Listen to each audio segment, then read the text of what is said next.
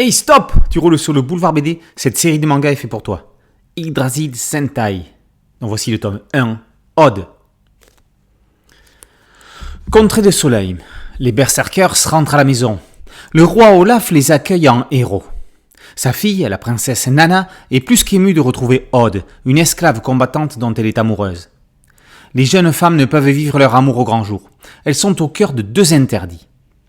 Esclaves et princesses sont de deux castes incompatibles. Pire, deux femmes qui s'aiment. Le peuple et la royauté sont-ils prêts à l'accepter ? Lorsque leur idylle est découverte, Ode plaide seule coupable d'amour hérétique afin de protéger Nana.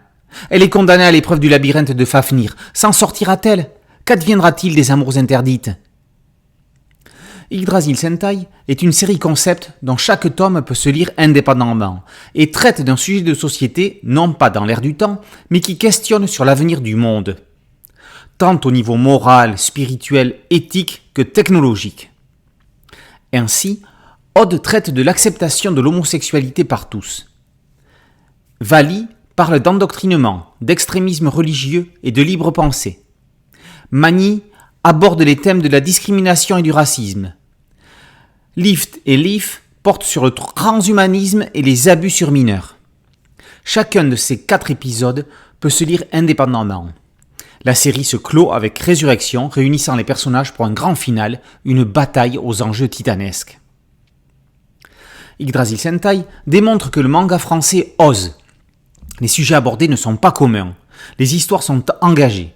Romain Huet prouve qu'il y a autre chose que des barbares, des serial killers et des collégiens dans le manga. Graphiquement, Huet a été biberonné aux plus grands auteurs.